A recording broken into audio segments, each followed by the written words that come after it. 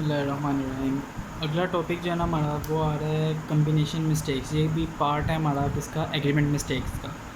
ठीक है, अब इसके अंदर हमें याद बेसिकली रखना होता है कि जनरल कम्बिनेशन किस वर्ड का कम्बिनेशन किस वर्ड के साथ बनता है। और बाद जब हमें एग्ज़ाम के अंदर ना रॉन्ग कम्बिनेशन दे देते हैं। अब जैसे नीदर का कम्बिनेशन नोर के साथ है, पेपर के अंदर भी नीदर के साथ और दे देते हैं, लेकिन वो गलत होता है। Neither nor, either, not, no, never, इनके साथ और आएगा, नोर नहीं आएगा।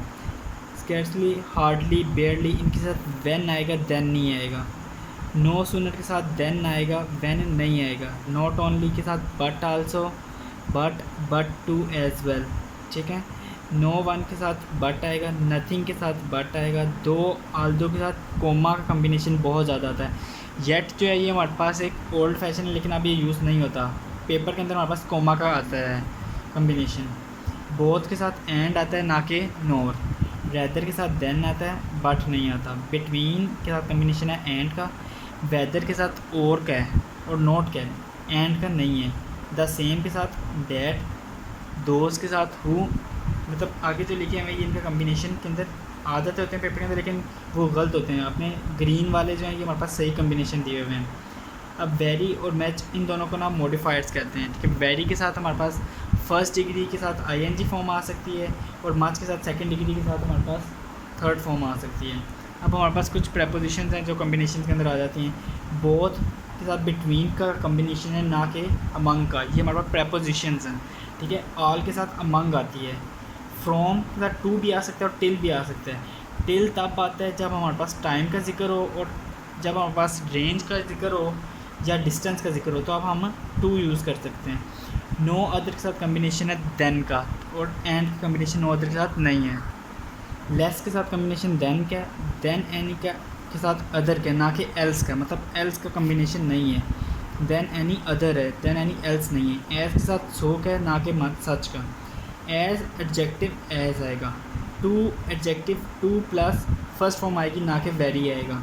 ठीक है, एज इफ़ और एज दो के साथ कम्बिनेशन है हमारे पास वर और हैड बीन का। वाज और हैज़ बीन नहीं यूज़ होगा। ये याद रखना कि एज इफ़ और एज दो के बाद वर आता है। ठीक है, सेकेंड डिग्री के साथ देन आएगा, ना कि फ्रॉम। सच एज या सच के बाद नाउन, डैट या हु आ सकता है। ठीक है, और हु और डैट कभी कभी नहीं भी आ सकता। सो के साथ हमारे पास एडजेक्टिव आएगा। ठीक है, या फिर हमारे पास सो के साथ डैट आ सकते हैं। एज सुन एज का कम्बिनेशन किसका है, कॉमा का। अब आगे हमारे पास फर्दर एग्जांपल्स दी हुई हैं। Hardly had I got in the house when the phone rang. Hardly के साथ कम्बिनेशन किसका दिया हुआ है, देन का।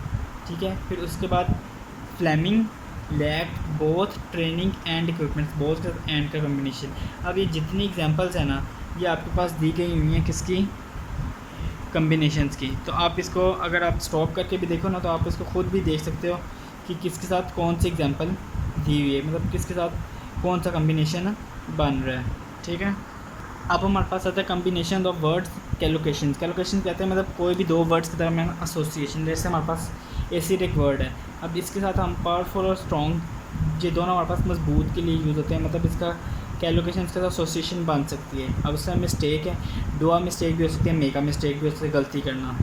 ठीक है, अब उसके बाद ये हमारे पास जो चीज़ें लिखी हुई हैं ना, ये पेपर के अंदर याद कोई नहीं रहती। ठीक है, वैसे आपने अगर अपने नॉलेज के लिए करना है तो आप इसको पढ़ लें एक दफ़ा, लेकिन पेपर के अंदर इसमें से कुछ भी नहीं आता। क्योंकि आपको जब पेपर आता है तो आपको ये नहीं याद होता कि आप कि ये क्लॉज है, फ्रेज़ है, क्या है। आप लोगों ने देखना होता है कि निशानियाँ आपके पास क्या क्या दी हुई हैं, आपने कौन सा रूल अप्लाई किया, कौन सा रूल अप्लाई हो रहा है, आपने बस वो देखना। लेकिन आपको इसका ये होना चाहिए कि इसका आपको पता होना चाहिए कि इसके अंदर आपके पास जो स्ट्रक्चरल काइंड्स है ना, मतलब सिंपल सेंटेंस होता है, कंपाउंड सेंटेंस होता है, कम्प्लेक्स होता है और कंपाउंड कम्प्लेक्स होता है। सिंपल के अंदर हमारे पास सिंगल सब्जेक्ट होता है। जो हमारे पास कंपाउंड सेंटेंस होते हैं उसके हमारे पास दो सब्जेक्ट्स होते हैं, और उसके अंदर हम फैन बॉयज़ यूज़ करते हैं। अब ये फ़ैन बॉयज़ होते हैं, ये कोऑर्डिनेटिंग जंक्शन होते हैं। इसको हम आगे बताते हैं फ़ैन बॉयज़ है क्या। देन कम्प्लेक्स, उसके अंदर भी दो सब्जेक्ट्स यूज़ होते हैं जिसको हम सबऑर्डिनेटर्स कहते हैं। ठीक है, फिर कंपाउंड कम्प्लेक्स आ जाते हैं। अब कम्बिनेशन ऑफ क्लॉजेज़। ठीक है, अब इसके सब्जेक्ट, वर्ब और ऑब्जेक्ट आता है। अब कंप्लीट सेंस भी हो सकती है हमारे पास क्लॉज के अंदर, और इनकम्प्लीट सेंस भी हो सकती है। कंप्लीट सेंस को हम इंडिपेंडेंट क्लॉज कहेंगे, जो इनकम्प्लीट सेंस होंगे उसको डिपेंडेंट क्लॉज कहेंगे। अब देख लो ज़रा, कंपाउंड सेंटेंसेस की बात होने लगी है। हमने कहा था क्लॉज फ्रेज ये सब्जेक्ट के तौर पे भी एक्ट कर सकते हैं। अब देखो independent clause plus coordinating junctions, then हमारे पास इंडिपेंडेंट क्लॉज, ठीक है, मतलब दो इंडिपेंडेंट क्लॉज को ज्वाइन कर रही है कोऑर्डिनेटिंग जंक्शन। अब कोऑर्डिनेटिंग जंक्शन है ना, इसकी फर्दर 4 टाइप्स हैं। क्यूमुलेटिव मतलब एडिशन, मतलब दो क्लॉजेस को ऐड करने के लिए। इलिएटिव रीज़न किसी मतलब रीज़न को शो करती हैं। अल्टरनेटिव मतलब ऑपोजिट चीज़ को, एडवर्सिटिव कॉन्ट्रास्ट को शो करने के लिए होती हैं। FANBOYS fan boys. F से हमारे पास क्या है 4, A से हमारे पास क्या है एंड, N से हमारे पास क्या है नोर, B से बट, O से और, Y से येट, S से सो। अब हमारे पास ना हर किसी की ना अलग प्रॉपर्टी है। जो हमारे पास 4 है ना, ये हमारे पास रीज़न के लिए यूज़ होता है, एलिटिव नेचर के लिए, ठीक है। जो हमारे पास एंड है, ये हमारे पास क्यूमुलेटिव एडिशन के लिए यूज़ होता है। मतलब हम कहते हैं ना कि दो सेंटेंसेस को दो वर्ड्स को जोड़ने के लिए हम या दो क्लॉजेस को या फ्रेजेस को जोड़ने के लिए हम एंड यूज़ करते हैं। नोट जो होता है हमारे पास ये अल्टरनेटिव को शो करने के लिए है। बट, येट और सो ये हमारे पास एडवर्सिटिव मतलब कॉन्ट्रास्ट को शो करने के लिए है। और जो हमारे पास और है वो हमारे पास अल्टरनेटिव को शो करने के लिए है। अब ये दो आंसर्स हैं, बुक की लाइन्स हैं। इसके अंदर क्या है, Norma try to lift it off but जो हमारे पास यहाँ पे आ रहा है ना, वो हमारे पास एडवर्सिटिव मतलब कॉन्ट्रास्ट नेचर शो कर रहा है, इसीलिए यहाँ पे बट आएगा। It was locked. Children look disappointed. अब जो disappointed, for Abdul return empty. 4 यहाँ पे जो यूज़ हो रहा है फैन बॉयज़ में से, और इसमें क्या है यहाँ पे रीज़न शो कर रहा है, ठीक है। अब हमारे पास आ जाते हैं सब ऑर्डिनेटिंग जंक्शंस, ठीक है। अगर हमारे पास किसी भी क्लॉज होगी उसके बाद सब ऑर्डिनेटिंग जंक्शन हो गए, तो हमने मेन क्लॉज को ना कोमा से अलहदा कर देना है, ठीक है। अब ये देख लो ज़रा, क्लॉज सब ऑर्डिनेटिंग कंजंक्शंस क्लॉज, ठीक है। क्लॉज विदाउट सब ऑर्डिनेटिंग मतलब मेन या प्रिंसिपल क्लॉज होगी, इसको स्ट्रॉन्ग करेंगे, इंडिपेंडेंट होगी, ठीक है। वो हमारे पास उसको हम सेपरेट करेंगे कोमा वगैरह से, ठीक है। अब जो हमारे पास दूसरी ऑपोजिट साइड मतलब सब ऑर्डिनेटिंग जंक्शन के बाद जो हमारे पास होती है क्लॉज, वो हमारे पास वीक और डिपेंडेंट क्लॉज होती है, जो हमारे पास पिछली क्लॉज के ऊपर डिपेंड कर रही होती है, ठीक है। जो हमारे पास कम्प्लेक्स सेंटेंस होते हैं उसके अंदर डिपेंडेंट क्लॉज और इंडिपेंडेंट क्लॉज दोनों होती हैं। अब हम ऊपर हमने बात की है कि क्लॉजेस को ज्वाइन करते हैं सब ऑर्डिनेटिंग कंजंक्शंस। तो अब सब ऑर्डिनेटिंग कंजंक्शंस देख लेते हैं। If, since, as, while, when, because, although, though, ये आगे जाके एक्सप्लेन करता है। जो मोस्ट इंपॉर्टेंट टॉपिक है ना वो हमारे पास आता है कंडीशनल सेंटेंसेस हैं, वो उसके बहुत इंपॉर्टेंट है, ठीक है। कंडीशनल सेंटेंसेस इफ़ वाली क्लॉज होती है उसको कंडीशनल सेंटेंस कहते हैं। अब रियल कंडीशनल्स होते हैं और इमेजिन कंडीशंस होती हैं, ठीक है। रियल कंडीशन के अंदर फैक्ट्स आते हैं, साइंटिफिक फैक्ट्स आते हैं या ट्रुथ होते हैं, मतलब कोई भी सच्ची बात या कोई भी हकीकत हो उसको रियल कंडीशन कहते हैं। और उसका स्ट्रक्चर क्या होता है, इफ़ आता है सबसे पहले, देन हमारे पास सब्जेक्ट आता है, फिर वर्ब की फ़र्स्ट फॉर्म आती है, फिर हमारे पास कोमा आएगा, देन सब्जेक्ट आएगा, देन हमारे पास वर्ब की फ़र्स्ट फॉर्म आएगी। जैसे कि if we heat water at 100 degree Celsius comma it will boil. It will नहीं आएगा हमारे पास, इट बॉयल जाएगा। मतलब एक हकीकत है कि अगर हम 100 के ऊपर पानी को बॉयल करेंगे तो वो बॉयल हो जाएगी, इट बॉयल्स, मतलब फर्स्ट फॉर्म आएगी। ये स्ट्रक्चर इसका रियल सेंटेंसेस के लिए। देन हमारे पास आ जाते हैं इमेजिन की बात।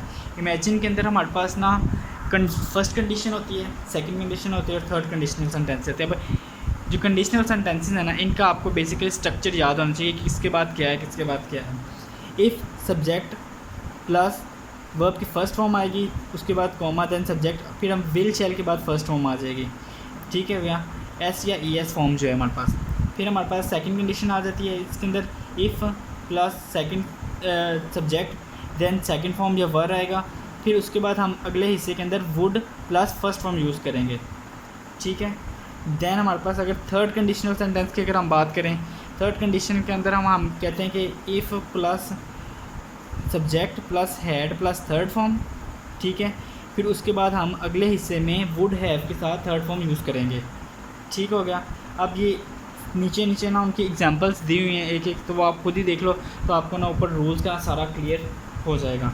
देन हम प्रोबेबल मिस्टेक्स में पेपर के अंदर हमें क्या क्या गलतियाँ सामने आती हैं, मतलब जो सेंटेंस हमारे पास गलत होते हैं वो कैसे होते हैं, वो हमें कम्बिनेशन दे देते हैं। If plus subject plus second form का कम्बिनेशन दे देते हैं वुड हैव के साथ, जो कि रॉन्ग है। या फिर हमें दे देते हैं हैड प्लस सेकंड फॉर्म का कम्बिनेशन दे देते हैं हमारे पास वुड प्लस फर्स्ट फॉर्म के साथ, ये गलत है, लेकिन हमारे पास सही कौन सा है, सेकंड फॉर्म के साथ वुड का कम्बिनेशन, और हैड प्लस थर्ड फॉर्म के साथ हमारे पास would have plus third form का कम्बिनेशन। अब जो पीछे एग्जांपल्स दिए हैं उनके अंदर हम वुड को ना रिप्लेस कर सकते हैं कुड के साथ, मस्ट के साथ, माइट के साथ, ठीक है। अब कम्बिनेशन एक रूल है, अब इसको भी याद रखें, कम्बिनेशन या use of double past perfect is wrong, मतलब किसी भी सेंटेंस में डबल पास्ट परफेक्ट यूज़ होगा तो वो रॉन्ग होगा। और दूसरा एक रूल है, past must be followed by past, ठीक है। ही एग्रीड देयर वाज आइडिया, मतलब एग्रीड भी पास्ट के और वाज भी पास्ट के, मतलब past must be followed by past. अब हमारे पास कंडीशनल सेंटेंसेस, पहले इफ़ क्लॉजेस थी, अब टाइम क्लॉजेस आ जाएंगे, ठीक है। टाइम क्लॉजेस के अंदर अब हमने व्हेन या बिफोर का यूज़ है, या फिर हमारे पास ओनली व्हेन का यूज़ है, ठीक है। अब इसके स्ट्रक्चर्स हैं, अब जो कंडीशनल सेंटेंसेस हैं ना, इनके स्ट्रक्चर्स बेसिकली आपको ना याद होने चाहिए। जब आपको स्ट्रक्चर्स याद होंगे ना तो आपका एमसीक्यूज़ खुद ब खुद बिल्कुल ठीक हो जाएगा, ठीक है। सब्जेक्ट प्लस विल या शैल, देन हमारे पास have plus third form plus when या before plus subject plus ES form, S या ईएस फॉर्म, ये एक स्ट्रक्चर है, ठीक है। जब हमारे पास विल हैव या शैल हैव यूज़ होगा, फिर उसके बाद एक स्ट्रक्चर आ जाता है हमारे पास, जब हमारे पास शी का नाम सब्जेक्ट, उसके बाद हमारे पास हैड आ जाएगा, देन हमारे पास थर्ड फॉर्म, देन हमारे पास ऑब्जेक्ट, ये याद लाजमी रखना है कि जब हेल्पिंग वर्ब के बाद ऑब्जेक्ट आ जाएगा, फिर हमारे पास व्हेन यूज़ होगा, देन हमने यूज़ करनी है second form, past must be followed by past, ठीक है।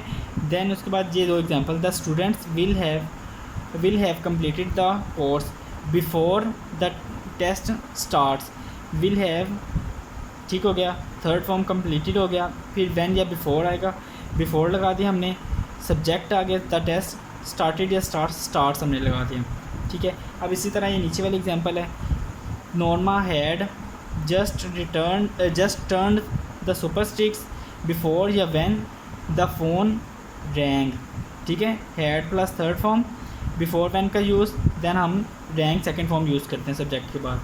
अब हमारे पास अगला यूजेज आ जाता है जिसमें सिर्फ हम व्हेन का यूज़ करते हैं, ये हमारे पास थर्ड स्ट्रक्चर है, इसको ध्यान से याद रखना है। शी प्लस सेकंड फॉर्म, ठीक है, subject plus second form, then object, then when plus subject plus second form. अब जो व्हेन है ना, ये हमारे पास सेकंड फॉर्म को ना शो कर रहा है, मतलब आगे पीछे दोनों साइड पे सेकंड फॉर्म आएगी। When I opened the window the cat jumped out, ठीक हो गया। अब हमारे पास आ जाता है कि जब हमारे पास व्हेन यूज़ हो रहा है सेंटेंस के शुरू में, देन हमारे पास सब्जेक्ट है,